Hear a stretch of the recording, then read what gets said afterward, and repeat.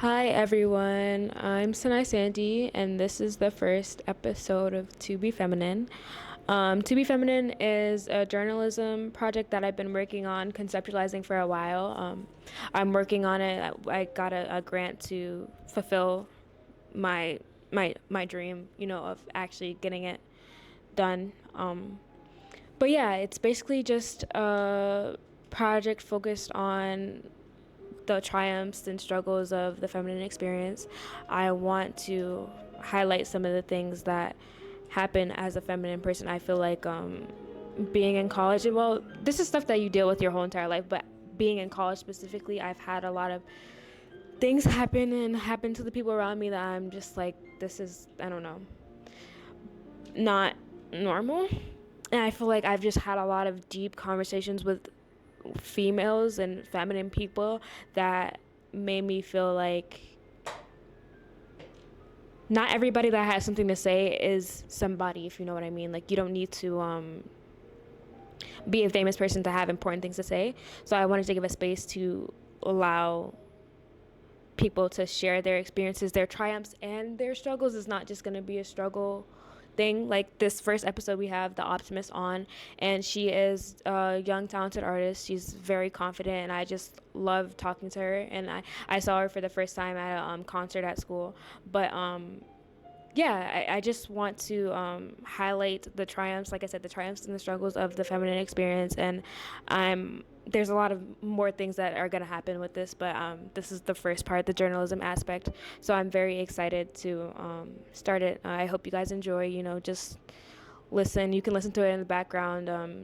Ignore my camera presence. My camera presence right now isn't that good, but we're gonna work on it. This is the very first interview, but yeah, I think she has a lot of good stuff to say. So just listen in. Yeah, that's it. Go to the episode. Okay. Hello, everybody. Today's segment on To Be Feminine, we have the Optimist here. We're going to be talking about her and her music. I wanted to have you on today because we saw you at Lives Over Violence, and your confidence was just, like, I don't know, it had me in awe. You really, your music was just it had such a presence to it, and what I want to showcase on the series is things like that, women being empowered in what they do, and having the confidence, like you said. So, like I said, sorry. But, so what is, tell us, who is the Optimist? What is your music? What are you trying to bring with your music? I would say the Optimist is definitely somebody who I kind of formulated as an alter ego for myself. Mm-hmm. I think growing up, a lot of the times I was just in environments where people just they always seen the cup half empty, Yes. And I think I was just surrounded by a lot of mentalities like that. My mom, she was a worrier, mm-hmm. and which makes sense just in the environment that we were in, yeah.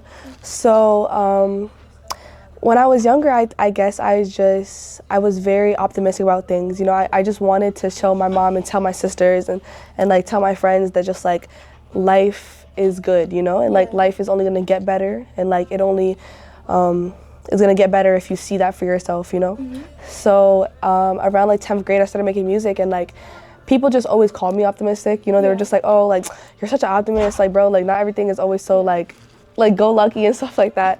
But I think there's so much power in understanding that even if things can be the worst, even if you're in so much pain and there's just so much chaos happening around you, you will always have the power to control what you believe, and just what you feel.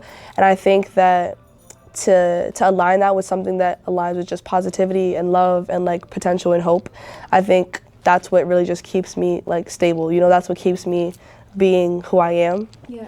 So that's definitely where the Optimist stemmed from. And exactly what I was doing just with my friends and my family and my environment, I wanted to do with my music. I wanted to be able to say something in my songs that tell people we're able to speak, we're able to use our voice, we're able to express, be authentic and be ourselves, and with no labels or boundaries. And I think that's essentially just my mission, my goal for just what I put into my music and what I just kind of want to spread. That's a very important outlook to have on life. A lot of people, like you said, are pessimistic naturally. They don't have that cup half full mentality. So I really like that. That's a really good.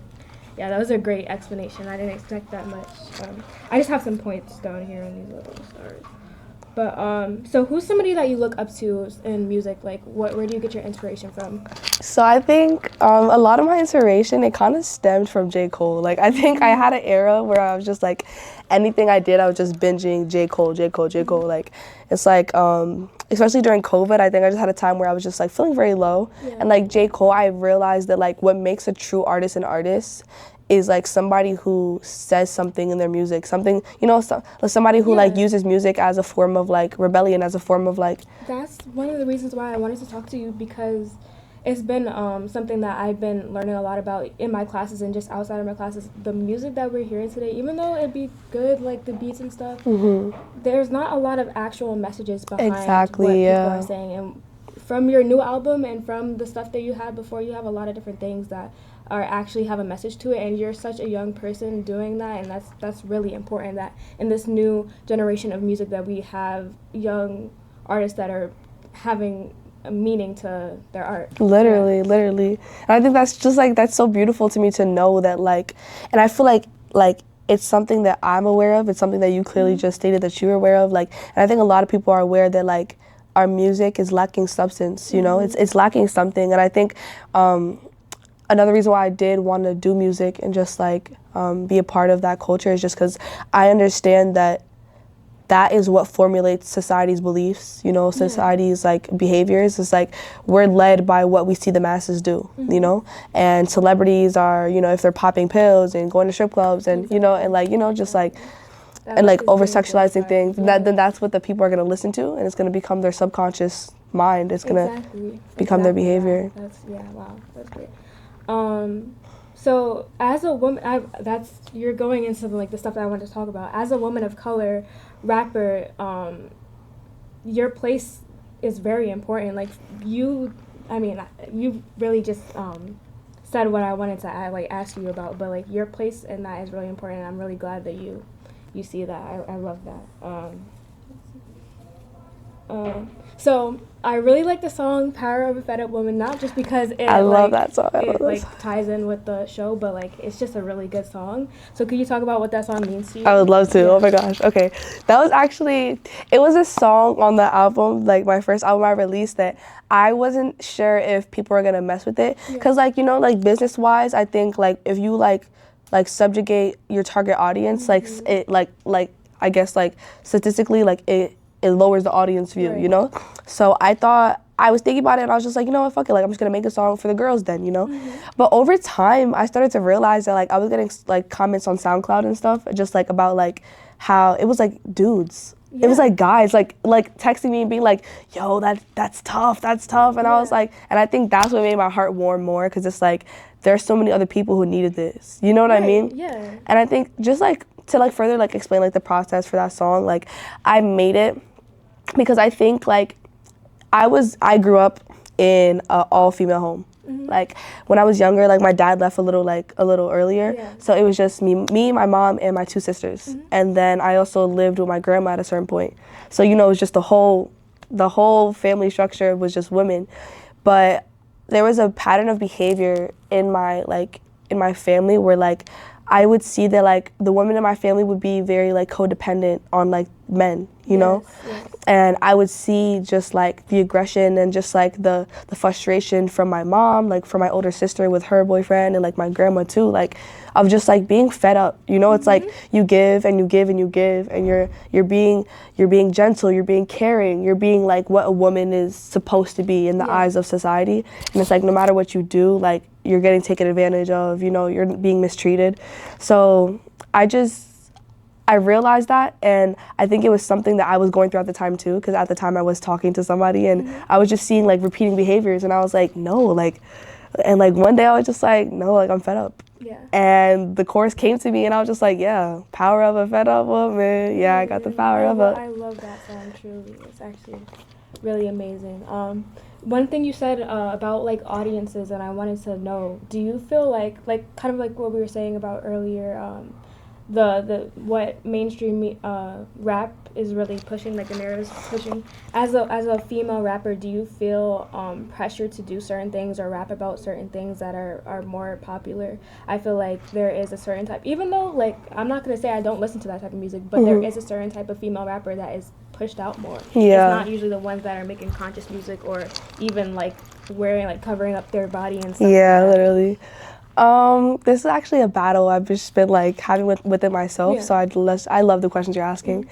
I think when I was first getting into music, I was visibly like seeing, you know, that like sex sells, you know, and I think that like it was something that it was hard for me to like set within myself, because I was realizing like if I do want to take this music stuff seriously and like further down the line, I know that I'm gonna be peer pressured to like, you know, like wear certain things or like do certain things. And I think I found it in a place to be kind of just like find a middle ground, because I think the whole thing about being a woman is that like I think we have so much power in our sexuality, you know, so much power in just like how beautiful we are and how we move and like how we look. And I think like that in itself holds power. So I realized that in the music industry, I'm gonna use it. You know, it's something that I have, so why not use it as a tool, you know?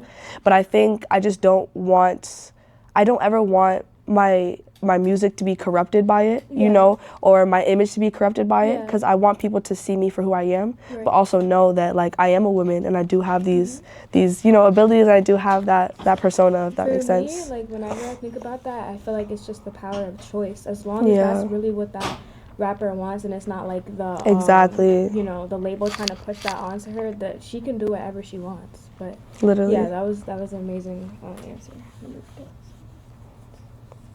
Okay, so talk about Misunderstood. Talk about your Okay, so basically, I started writing the album freshman year. Wow. So freshman year, I started writing it. I think I was going through a period of time, you know, I was leaving high school. I was just, you know, starting new things. And it just felt like who I was becoming freshman year, like, it's ultimately, like, not who I was internally, if that makes sense.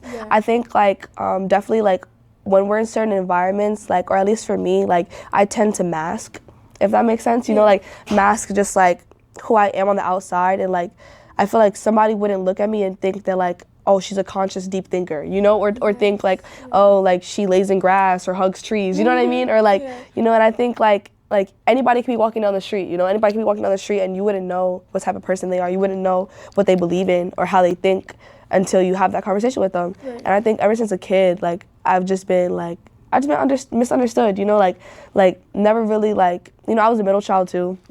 So, like, I was just often just, like, you know, like, not really worried about or just not really, like, you know, like, analyzed for real. And then also, I grew up in Yonkers, but I moved, and the place I moved was, like, a 94% white school. So it was, that's never easy. Yeah, it was not easy at all. Like, just, like, getting called the N-word every day, like, just, like, getting bullied, like, getting called, like, just, like, people just, like, curious about what it is to be black. You know what I mean? And, like, it was just a moment where, like, I think it definitely just emphasized that more feeling of, like, feeling like the sore thumb, you know, feeling like the black sheep, like, literally the black sheep, like. And at a certain point, I took that and, like, I found power in it, you know? And I think, like, there's so much power in being underestimated and just being, especially as a woman. For sure. Especially as a woman, there's so much power in being underestimated, because I think people don't perceive women to have such, so much potential or so much power. Yeah, they always expect less from women, especially literally, literally. Literally. Continue. And yeah, like, I feel like I took that and I used it as another tool, you know? It's like, okay, I'm underestimated, so you guys would never expect what I'm going to come with, you know? Like, you guys would never expect what I'm about to do or who I really am. And, like, I just found it as just, like, my magic cloak, you know? But over time, like when I started writing the album, I realized, like, there's so many people out there who, like, are being, like, just, like, stereotyped, who are being told who they are, you know, or who they are supposed to be, especially for the black community, especially for black women, like, you know? And I think, like, a lot of the times, another comment I would get it's just like I'm like angry black woman, or like, oh, you're so mad. I was just kidding. It was a joke. Like, why are you mad? You know what I mean? And then it's like I was just like, I realized that yes, there's power in being misunderstood, but also there needs to be lines drawn at how we like perceive each other, you know, or how we treat each other if we're not knowing who they are, you know? Yeah.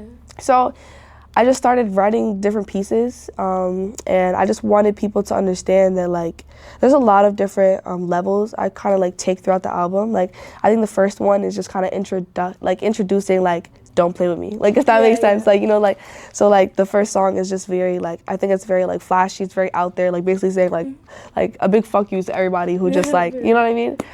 And then as we go down the line, like it's just like the second song is called Who You, basically like the Who You is kind of like a double entendre in a way, because like I'm asking like, it's like people asking who I am, but also me asking who are you, you know, like it's like who am I, who are you, like we don't know who each other are, so why, you know, why even make assumptions or why treat anybody different because of that.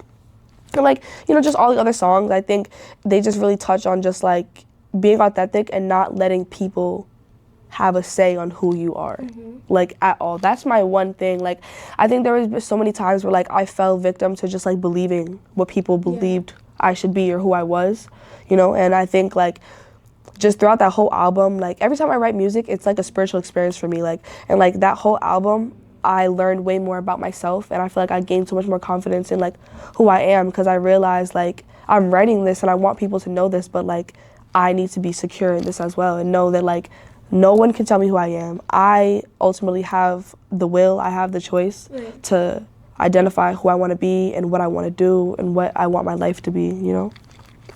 Okay, that was great. That was a great answer.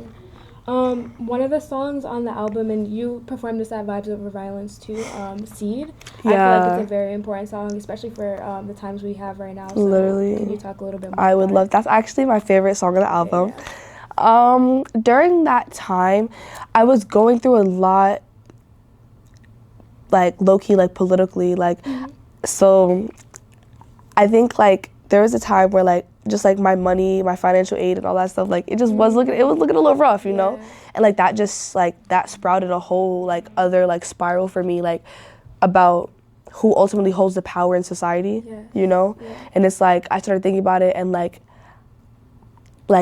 my whole main idea for that was just like it's named Seed because I wanted to like plant the seed for other people to, you know, to understand like planting the seed, and like once that seed grows, like I don't think there's nothing the government or our president can really do about it, because it's already there, you know, the knowledge is there. And I think ultimately like they have money and they have power, but I think knowledge overweighs that, you know, knowledge is power. So if I'm planting the seed within people and letting people know like, bro, we have the power to rebel, you know, we have the power to say no, like we can say no, like, you know, like if somebody's saying, oh, we're gonna make a law to like kill all these type of people, and it's like we don't agree with that, then we fight that, you know, we say we don't agree with that. And I think like I made it an aggressive song because genuinely like that's just how I felt, you know. And it's like I think there's so many times where people kind of just like they bash, like especially people of color, they bash them for being violent or aggressive or talking a certain way, you know, or acting a certain way. But it's like there's so much history of just like hurt and violence and pain, and then when we rebel and we do something, it's a problem. It's like they're savages, they're violent, they're this, they're ghetto, and it's like that's how I felt. And like I wanted to just push that, you know, like when I envisioned it, I wanted people to just really like just get up and just like go crazy, if that makes sense. Like and that's kind of the vibe too. It's like I think that's what pushes people. I think if anything, like when you get to a point where you're just super angry, you're gonna get up, you know. And after a certain point, that like it really pushes you. Like, and I think Malcolm X too, like that he was just another person who kind of had that similar perspective, and like who I like, you know, look up to in that sense, like, because it's like, yes, like kumbaya and peace, but it's like our there are certain things I completely agree. One of the things that I want to do in my life and I'm trying to pride myself on is my activism and being an activist. And I do think that at some point, well, the point is now, but aggression is needed. Like, they're not listening to us. We need to get up, we need to get angry and have our voices be heard. So I think that is a very important narrative that you're trying to spread. That's great. Let me see what else I have here. So besides music, what else can we expect from you? Like, what else do you like to do, or like, Okay. yeah. I think I'm just, ever since I was a kid, I've just always been like a creative. You know, like I think I just fell in love with just like with art and like, I don't know, being able to like, I don't know, add sparkles there, or like a certain color here, you know. Definitely after this album, I'm doing something a little different. I'm releasing a EP. It's called Love a EP. It's basically like all my like romantic kind of like R&B songs. Like I think I love being able to just like, one thing like people always ask me is like, what genre would you like specify yourself as, you know? And I was like, I'm such a person, I just hate rules. I hate labels, I hate all of that. So it's like, I want somebody to be able to like click on my account and just be like, oh wow, like I have house music, I have R&B, I have rap, I have, you know, like so many different things. And like for this next EP, I just want people to feel in love. I just want people to feel soft and just like romantic, and like they're like on the planet with their lover for like, you know, for like, and they're the only people on earth. Like, yeah. Also, I'm definitely gonna dive more into the fashion, you know, the little fashion industry. I'm doing a fashion show with DJ Trifecta soon. It's called My Body is Political, and we were gonna go to. Oh, perfect! Oh my gosh, yes. Yeah, that's really cool. Definitely there, and I think I'm gonna just dive into like more of like clothing as well. Like I'm creating mock-ups and just like for like a clothing brand I'm trying to start. So yeah, I have so much more. I don't want to ever stop. You know, I just want to keep on creating. That's awesome. I wanted to ask you about specifically any like female icons that you look up to. Okay. Definitely growing up, like my mom was a Nicki fan. Nicki stan. She just loved Nicki. Definitely Lauryn Hill as well, and Erykah Badu. I just love the energy that they bring, you know. And I think like when I think about like divine femininity, like I look up towards women like that, you know, like just like confident. No one can tell them nothing, but they're also simultaneously like gentle and kind and caring, you know, and peaceful. And I think like that's what's so beautiful just about being a woman, because like, you know, we're so like multifaceted, you know, we could do so many things and be so many things, and like on top of that, like it wouldn't look like it if you know, like I said about just like being the underestimated as well. Like I think like that's what I see like pure like feminine, you know, femininity to be. That's I just want to say you really do embody that confidence and calmness at the same time. And you can really like, I don't know, I was worried about like if we were gonna be able to have a good flow of conversation, but you're giving so much good content, and like, Thank you. Yeah, your conversation is amazing. We almost got through all the points that I wanted to say, but is there anything that you would like want to leave the audience with, like any message that you would want to leave the audience with? Definitely, you know, basically what I was saying before, like this world is so small when you really think about it, and you're only here for such a short time.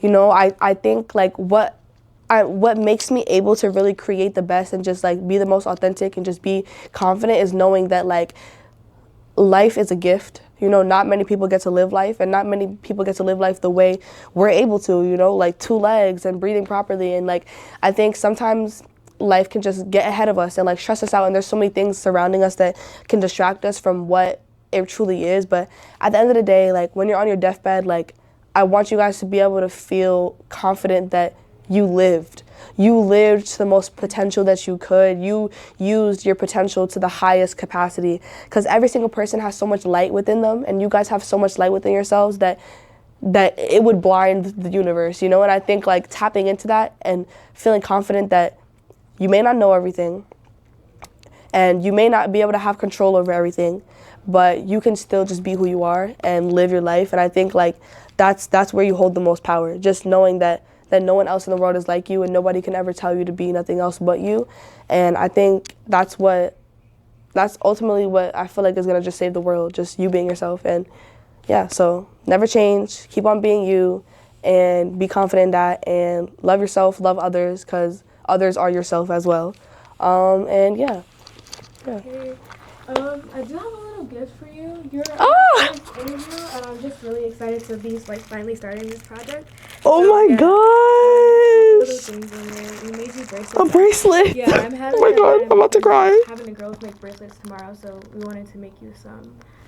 But yeah, we're really excited. We're really happy. Like, Oh my gosh, thank you, thank you so much. Yeah, Thank you so much. Yo, this is so sweet. Like, and I'm a bracelet girly. I love a good bracelet. I love a good bracelet.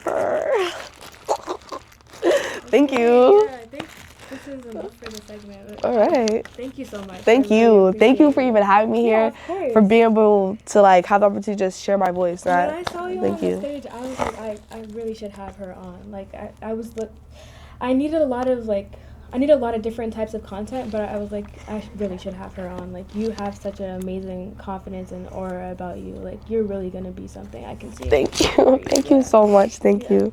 Okay. Thank you so much. All right. Yeah.